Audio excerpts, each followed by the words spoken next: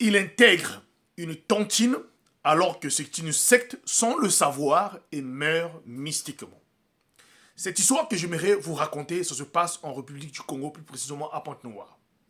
Aujourd'hui, les gens qui sont dans les sectes, qui sont dans des pratiques bizarres, ont maintenant des stratégies de l'approche afin de vous intégrer dans les sectes parce que ils ont su que les gens sont maintenant prudents.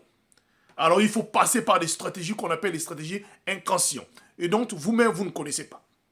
Écoutez cette histoire-là surtout, soyez prudents et priez sans cesse. N'oublie pas que ce monde où nous vivons est un monde là où il y a plusieurs mondes. Alors l'histoire se passe à Pointe-Noire, dans l'arrondissement 4 de Pointe-Noire. Ce fameux monsieur, dont je ne vais pas citer le prénom, avait un salon de coiffure, malheureusement qui n'est plus là. Père de 2 enfants et une femme. Alors qu'il tenait son salon de coiffure lui-même, chaque matin, il partait dans son petit boulot pour aller se coiffer. Alors, lui, il avait des ambitions d'ouvrir un grand salon et de faire d'autres activités. Donc, pendant son activité de salon, il s'arrangeait toujours à économiser. Vous savez, dans les salons de coiffure, des gens y viennent de temps en temps pour se coiffer. Alors lui, il avait un client, un monsieur qui avait été très riche, qui venait dans son salon chaque fois pour venir se coiffer. Un jour, ce fameux monsieur arrive dans son salon.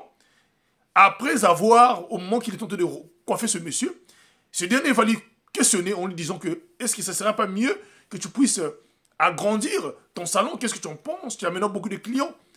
Voilà que le coiffeur qui dira à son client que non, lui il en pense, mais il attend que, actuellement qu'il est en train de faire des économies, il attend que son argent, en fait son épargne, puisse augmenter pour trouver un autre endroit plus vaste que cela et améliorer les conditions. Voilà comment ce fameux alors client qui va lui proposer, si tu veux bien, je peux t'aider vraiment à rentrer dans une tontine qui peut facilement te donner la possibilité d'avoir l'argent plus vite et d'améliorer les conditions. Mais je vais dire au moins, dans le gars qui fait la ristourne, de te donner au moins en premier. Voilà comment ces derniers, comme c'était une tontine, va accepter. Et ils vont prendre le rendez-vous avec le client le lendemain. Le client venait de le chercher, mais avant qu'il puisse partir. Alors quand il est arrivé le soir à la maison, il a expliqué ça à sa femme. Sa femme a dit, comme c'est une ristourne, une tontine, étant donné qu'on va te donner en première position, et ça peut quand même t'aider. Alors, voilà comment il est parti avec le lendemain, il va avec le gars. Il arrive quelque part où on le présente. Donc c'était des tontines où les gens bouffaient des sommes importantes. Étant donné, quand il arrive sur place, donc là-bas les gens bouffaient 5 millions jusqu'en haut. Donc à partir des 5 millions. Voilà, lui, il arrive. On lui demande donc, celui qui l'a emmené, lui demande, est-ce que tu peux avoir dans tes épargnes là au moins une somme de pratiquement de 200 ou à 300 000 que tu peux donner d'abord la première tête et par la suite, on s'arrangera de te donner le reste là pour que tu sais un peu améliorer les conditions. Il dit non, dans mon épargne actuellement, je ne vais pas trouver cette somme là. Voilà, après avoir rentré la ristourne, signé le papier de la ristourne, donc on l'avait donné la tontine, il signe et il rentre chez lui à la maison. Le lendemain, il repart dans le lieu pour déposer la somme qu'on lui avait demandée. 2 jours après, on lui fait appel, on lui remet 5 millions de francs CFA.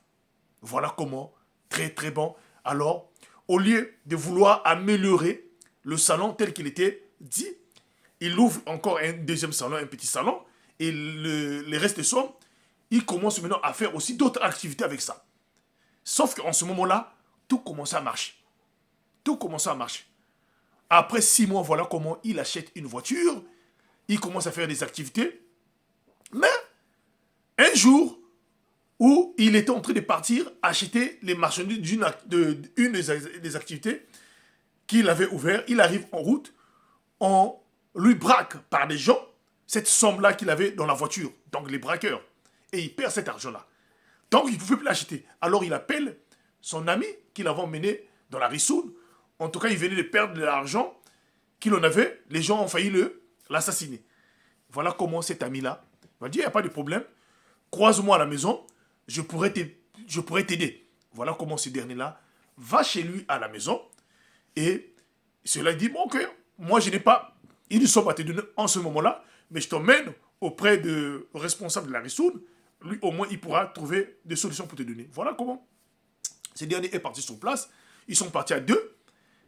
Et le responsable de la ristourne a prêté à ce fameux, voilà monsieur, une somme encore de pratiquement de près de 10 millions à rembourser dans 2 ans. Écoutez très bien. Alors, il prend la somme de 10 millions de cela. Mais, avant de prendre la somme de 10 millions, il fallait faire une décharge. Et là, on lui donne une décharge. L'argent était tellement si grand, le monsieur n'a pas eu le temps de lire la décharge. On lui a montré tout juste la partie, il fallait signer. Il a signé avec quoi quand le monsieur voulait prendre un bic bleu. On lui dit non, pas avec le bic bleu, mais tu le fais avec un stylo rouge. Il signe avec le stylo rouge. Voilà. Dès là, quand il rentre à la maison, il fait, le lendemain, il va faire ses achats, dépenser l'argent et tout était passé. Mais 1 mois plus tard, tout n'allait plus dans sa vie. L'argent qu'il avait dépensé, il n'arrivait plus à vouloir, en tout cas, honorer à ses engagements qu'il avait pris pour la ristourne.